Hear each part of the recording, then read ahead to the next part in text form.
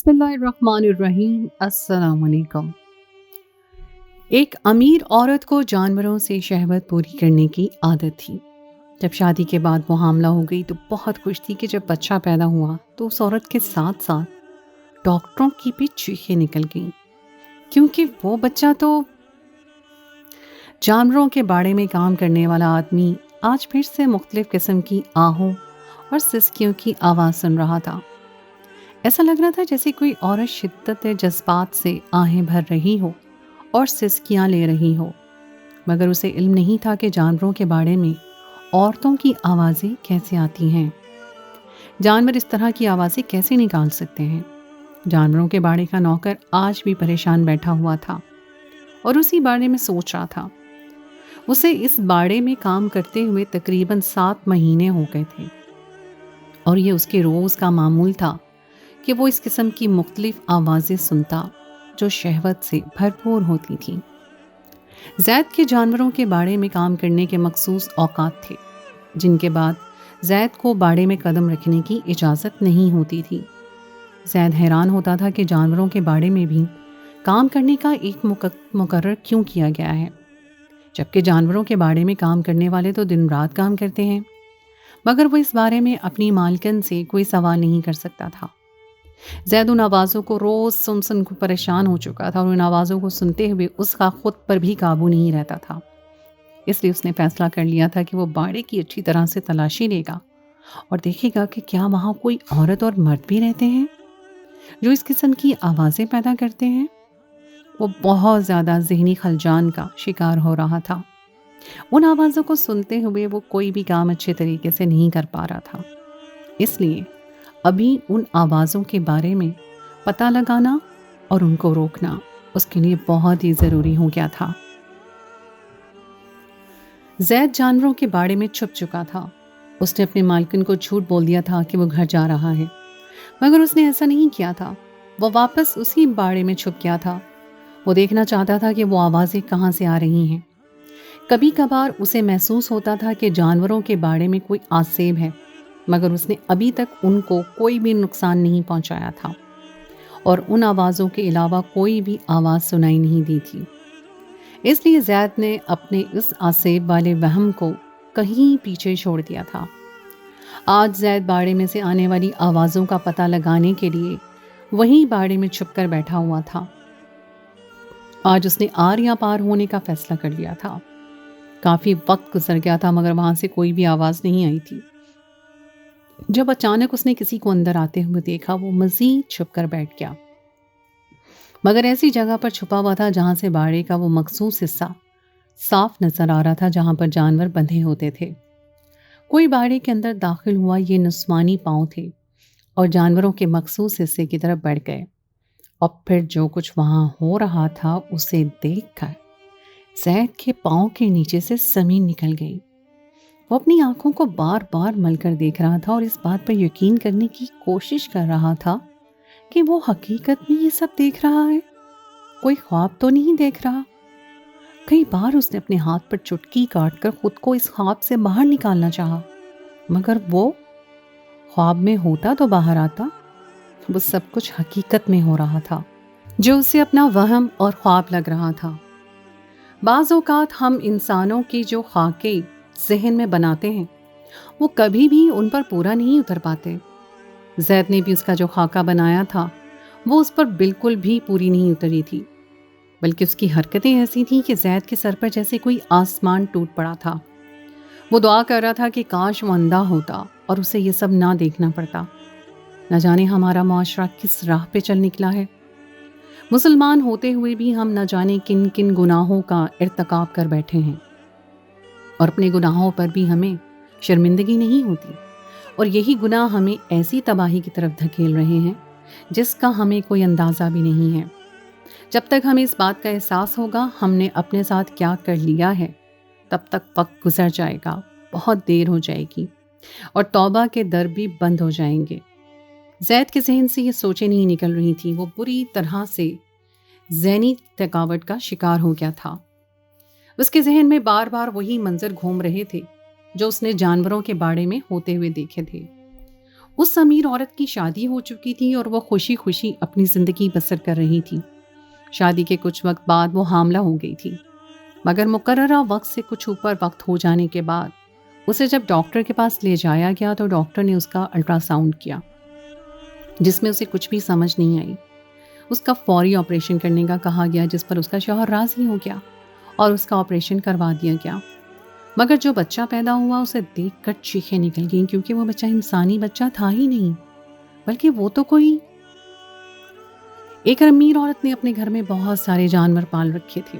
اس کے گھر والوں کو اس کا جانور پالنے کا یہ مشغلہ سخت ناپسند تھا، مگر وہ ان کے روکنے سے بھی نہیں رکتی تھی اور اپنی منمانی کرتے ہوئے گھر میں ڈھیر سارے جانور لا چکی تھی اور اب بھی ان میں اضافہ کیے جا رہی تھی۔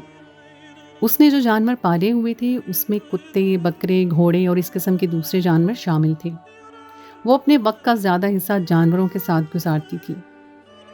اپنے اپنے مشاغل کی بات ہوتی ہے، مگر کوئی نہیں جانتا تھا کہ اس عورت کے جانور پالنے کے پیچھے اس کا کیا راز چھپا ہوا ہے۔ اس بارے میں کوئی نہیں جانتا تھا۔ اس عورت کا نام فریال تھا اور اسے بچپن سے ہی جانوروں کے ساتھ کھیلنے کا بہت شوق تھا، مگر وہ ایک امیر گھرانے سے تعلق رکھتی تھی جہاں چھوٹی موٹی باتوں کو وہم بنا کر صحت کے مسائل کے بارے میں 100 دفعہ سوچا جاتا تھا۔ اس لیے اسے جانوروں کے ساتھ کھیلنے کا موقع کبھی بھی میسر نہیں آیا تھا۔ کبھی کبھار وہ جانوروں کے ساتھ وقت نکال پاتی تھی، مگر جیسے جیسے بڑی ہو رہی تھی اس کے دل میں جانوروں کے ساتھ کھیلنے اور انہیں پالنے کی خواہش شدت اختیار کرتی جا رہی تھی۔ ایک دن ایسا آیا جب وہ خود مختار ہو گئی تھی۔ اسے کسی بھی چیز کے لیے کسی کی مدد کی ضرورت نہیں تھی۔ اب وقت آ گیا تھا کہ وہ اپنے ہر ایک شوق کو پورا کر سکتی۔ اس نے اپنی خواہش کو پورا کرنے کی شروعات جانور رکھنے سے کی۔ فریال نے جانوروں کے لیے خوبصورت سا بڑا کمرہ تعمیر کروایا اور پھر اس میں طرح طرح کے جانور لا کر رکھنا شروع کر دیے۔ شروع میں خود ہی ان جانوروں کی دیکھ بھال کرتی تھی، مگر پھر وقت کی کمی کے باعث باڑے میں ایک نوکر رکھ لیا گیا جو ان جانوروں کی اچھے طریقے سے دیکھ بھال کرتا تھا۔ اس نوکر کا نام زید تھا۔ وہ بہت ایمانداری اور مخلصی سے اپنا کام کرتا تھا، اس لیے فریال کو کبھی بھی جانوروں کے بارے میں زیادہ فکر نہیں ہوتی تھی۔ مگر اس باڑے میں آنے والی مختلف آوازوں کو سننے کے بعد زید پریشان ہو گیا تھا، کیونکہ یہ ایک 2 دن کا واقعہ نہیں تھا، بلکہ یہ آوازیں اسے روز سنائی دیتی تھیں۔ وہ پہلے ہی دن ان آوازوں کے بارے میں پتہ لگا لیتا، مگر مسئلہ یہ تھا کہ اس کے باڑے میں جانے کے اوقات مقرر تھے۔ وہ مقررہ اوقات کے بعد باڑے میں داخل نہیں ہو سکتا تھا۔ اسے اس کی مالکن کی طرف سے بالکل بھی اس بات کی اجازت نہیں دی گئی تھی۔ روز ان آوازوں کو سننے کے بعد زید بہت پریشان ہو چکا تھا۔ اب وہ عجیب قسم کی ذہنی کیفیت سے گزر رہا تھا۔ کبھی کبھی اسے باڑے سے خوف بھی محسوس ہوتا تھا، مگر جلدی وہ اپنے خوف پر قابو پا لیتا تھا۔ زید ان آوازوں کو سن کر جب تنگ آ گیا تو اس نے ان آوازوں کے بارے میں پتہ چلانے کا فیصلہ کیا کہ آخر یہ آوازیں کہاں سے آتی ہیں۔ ایک دن وہ اپنے کام مکمل کرنے کے بعد اپنے مخصوص وقت پر چھٹی کر کے گھر جانے کے بجائے اسی باڑے میں ایک جگہ چھپ کر بیٹھ گیا۔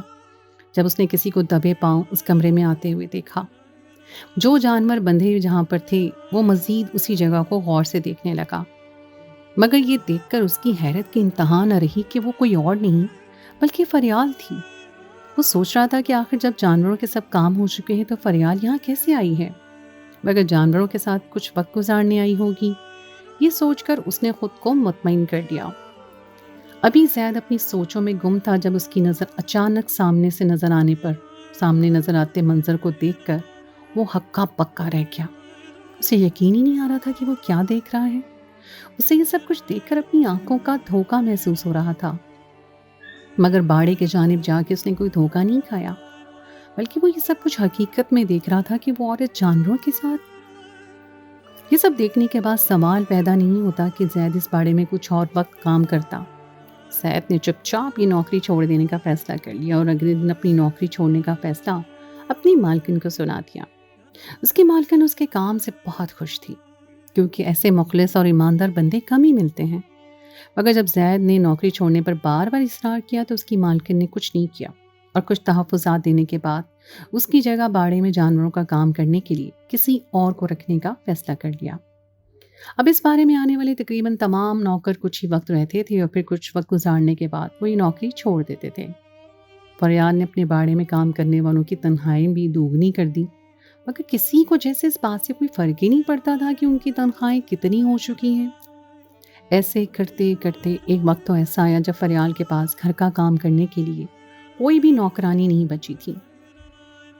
اب وہ اس بات کے بارے میں سوچنے پہ مجبور ہو گئی تھی کہ آخر کوئی بھی عورت ہو اس کے گھر میں کام کیوں نہیں کرتی ہے۔ فریال عجیب صورتحال کا شکار ہو چکی تھی۔ باہر کی سرگرمیاں اور کام اسے اتنی فرصت نہیں دیتا تھا کہ بھی جانوروں کے تمام کام خود کر سکے۔ حالانکہ اسے یہ سب کام کرنے کا شوق بھی تھا، اس لیے اس نے ایک بار پھر اخبار میں نوکر کے لیے اشتہار دے دیا تھا، مگر بات نہیں بن پائی تھی۔ کافی وقت گزر گیا، باڑے میں کوئی بھی نوکر نہیں بچا تھا اور فریال اب جانوروں کے باڑے کا کام خود کرتی تھی، مگر اسے اپنی نوکری اور جانوروں کا کام سنبھالا نہیں جا رہا تھا۔ اگر وہ نوکری چھوڑ دیتی تو اس کے سارے عیش و آرام چلے جاتے۔ وہ اپنے پیروں پہ کھڑی تھی، خود وہ کماتی تھی، اس لیے کافی عرصے سے اپنا خرچہ خود اٹھا رہی تھی۔ اب وہ نوکری چھوڑنے کے لیے کسی صورت راضی نہیں تھی، کیونکہ بہت محنت کے بعد اسے نوکری ملی تھی۔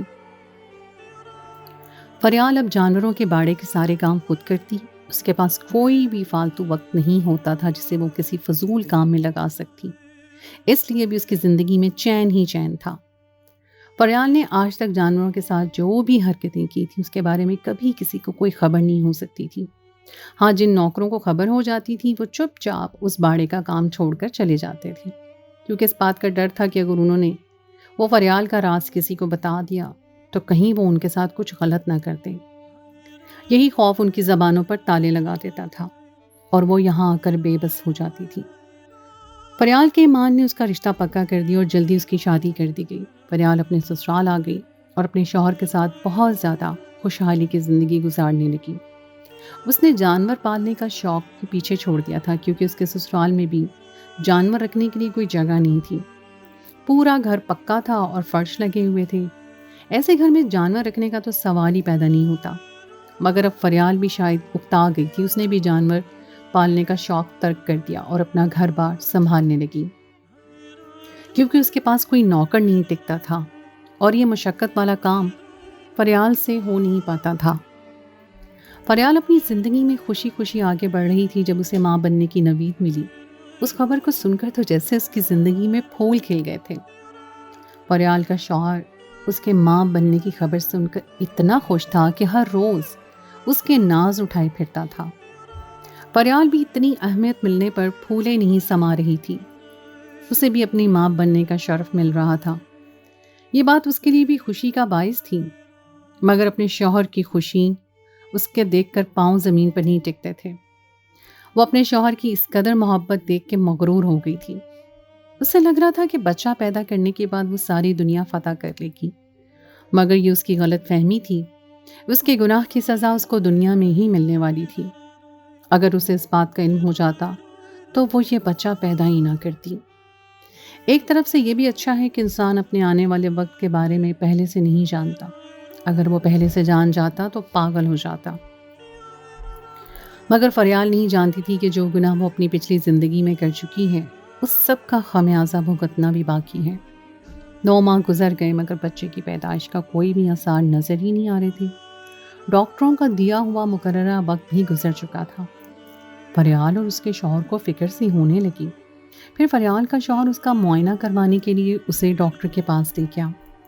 ڈاکٹر نے جب فریال کا الٹرا ساؤنڈ کیا تو پریشان ہو گیا، کیونکہ فریال کے پیٹ میں جو بچہ تھا وہ بالکل بھی واضح طور پہ نظر ہی نہیں آ رہا تھا، مگر ماں کے پیٹ میں رہنے کی مخصوص مدت فریال کا بچہ پورا کر چکا تھا۔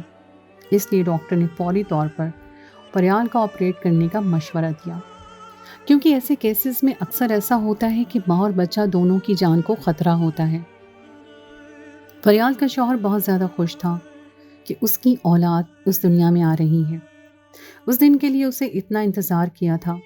اب اس کی دنیا مکمل ہونے جا رہی تھی اور وہ اپنے بچے کو دیکھنے کے لیے بہت بے چین تھا، مگر اس کو معلوم نہیں تھا کہ وہ اپنے بچے کو دیکھنے کے لیے جو دیوانہ ہوا جا رہا ہے وہ اس بچے کو ایک بار دیکھے گا دوبارہ کبھی دیکھنا بھی گوارا نہیں کرے گا۔ فریال کا فوری طور پہ آپریشن کر دیا گیا اور جو بچہ اس نے پیدا کیا اسے دیکھ کر سب کی چیخیں نکل گئیں۔ ڈاکٹر خوف کے مارے تھر تھر کانپنے لگے اور بچے کو وہیں پر پھینک کر اس سے زیادہ کہیں دور چلے گئے۔ انہیں سمجھ ہی نہیں آ رہی تھی کہ انسانی پیٹ میں ایسا بچہ کیسے پیدا ہو سکتا ہے۔ ڈاکٹرز نے فریال کے شوہر کو بلایا اور انہیں تمام صورتحال بتائی تو یہ بچہ اس کے حوالے کر دیا۔ فریال کے شوہر کی آنکھوں میں پانی آ گیا تھا، اسے یقین نہیں آ رہا تھا کہ اس کے ساتھ یہ سب ہو سکتا ہے۔ آخر یہ ممکن کیسے تھا کہ ایک عورت ایسا بچہ پیدا کرے؟ فریال اور اس کا شوہر بچے کو لے کر بہت زیادہ غمزدہ تھے۔ انہیں اس بات پر یقین نہیں آ رہا تھا کہ جس بچے کی اس دنیا میں آنے کی انہوں نے اتنی خوشیاں منائی تھی وہ ایسا ہوگا۔ وہ بچہ نہ ہی تو کسی انسان کا بچہ تھا اور نہ ہی کسی جانور کا بچہ تھا۔ اس کا چہرہ انسانوں والا جبکہ اس کے باقی دھڑ جانوروں جیسا تھا۔ فریال کا شوہر پریشان ہو کر اس کی وجہ تلاش کر رہا تھا، مگر فریال جانتی تھی کہ اس کے پاس ایسا بچہ پیدا ہونے کے پیچھے کیا وجہ ہو سکتی ہے، مگر وہ اپنے شوہر کو اور دنیا والوں کو اپنے ماضی کے بارے میں کچھ بھی نہیں بتا سکتی تھی۔ اس نے اپنے ہونٹ سی لیے تھے، کس منہ سے وہ سب کو اپنے بارے میں بتاتی۔ اگر اسے بہت گہرا صدمہ تھا، اس نے کبھی خواب میں بھی نہیں سوچا تھا کہ اس کا ماضی یوں آ کے اس کے آگے کھڑا ہو جائے گا، وہ بھی اس کے اپنے ہی بچے کی صورت میں۔ اب فریال کو سمجھ آ رہی تھی کہ اگر ایسے گناہ کیے جائیں تو ان کا انجام کیسا ہو سکتا ہے۔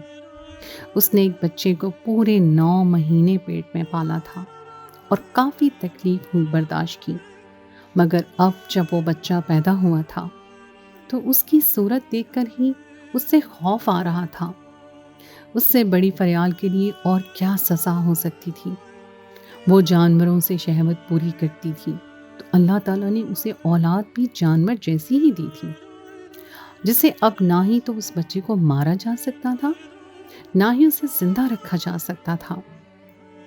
وہ انسان نما جانور ایک عجیب سی مخلوق تھی جسے دیکھ کر ایک خوف آ رہا تھا۔ جب فریال نے اپنے بچوں کو دیکھا تو وہ بھی ڈر گئی، اسے سمجھ ہی نہیں آ رہا تھا کہ یہ کیا مخلوق ہے۔ ڈاکٹر نے فوری طور پر اسے مار دینے اور دفن کر دینے کا مشورہ دیا تھا، مگر فریال کو پہلا بچہ تھا جس نے اسے ماں بننے کا احساس کروایا تھا۔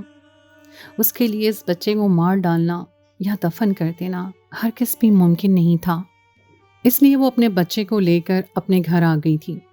جیسا بھی تھا وہ اس کی اولاد تھی، اس کا درد فریال کو خود پر محسوس ہو رہا تھا۔ اپنے بچے کو اس مصیبت میں وہ تنہا نہیں چھوڑ سکتی تھی۔ فریال ہر وقت روتی رہتی تھی، یہ بچہ اس کے لیے عبرت کا نشان بن گیا تھا۔ جب جب وہ اس بچے کو دیکھتی اس کو اپنی وہ حرکتیں یاد آتی جو ماضی میں وہ کر چکی تھی، مگر لاکھ چاہ کر بھی وہ ان سے پیچھا چھڑوا نہ پائی تھی۔ اس بچے کی صورت میں وہ سارا پچھلا کیا ہوا اس کی آنکھوں کے سامنے آ کر کھڑا ہو گیا تھا۔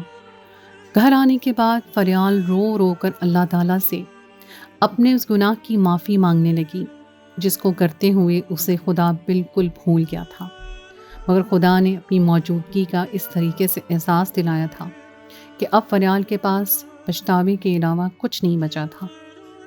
یہ بچہ 1 ہفتہ زندہ رہا، اس کے بعد رضائے الہی سے وفات پا گیا، مگر جاتے جاتے اپنی ماں کو وہ سبق سکھا گیا جو اسے ہمیشہ یاد رہنے والا تھا۔ یہ 1 ہفتہ فریال کی زندگی کا سب سے برا وقت تھا۔ اس بچے کے بارے میں جن جن لوگوں کو پتہ چلا ہر کوئی تماشا دیکھنے آیا تھا۔ حالانکہ فریال اور اس کے شوہر نے ہاسپٹل کے ڈاکٹرز کو کہا تھا کہ اس بچے کے بارے میں کسی کو کچھ نہ بتائیں، مگر نہ جانے یہ خبر کیسے پھیل گئی۔ فریال اپنے بچے کو دنیا کی نظروں سے چھپاتی پھرتی تھی۔ فریال کے شوہر نے فریال کو بچے سمیت گھر سے نکال دیا اور کہا کہ میں اس بچے کو قبول نہیں کروں گا، اگر تم اس بچے کو مارنا نہیں چاہتی ہو تو تم میرے گھر سے نکل جاؤ اور یہ بچہ اپنے ساتھ لے کر چلی جاؤ، اور میں تمہارے ساتھ ہمیشہ کے لیے اپنے سارے تعلق ختم کرتا ہوں، کیونکہ مجھے ڈر ہے اگر مستقبل میں کبھی تم دوبارہ ماں بنی تو اسی طرح کا کسی نمونے کو جنم دو گی۔ فریال روتی رہی، گڑ گڑاتی رہی، اپنے شوہر کو مناتی رہی کہ اس میں اس کا کیا قصور ہے۔ مگر اس کا شوہر اس کی کوئی بھی بات سننے کے لیے تیار نہیں تھا، حالانکہ اس کو معلوم نہیں تھا کہ فریال کس جرم کی سزا یہ بچہ کاٹ رہا تھا، مگر پھر بھی وہ کسی صورت اس بچے کو قبول نہیں کرنا چاہتا تھا۔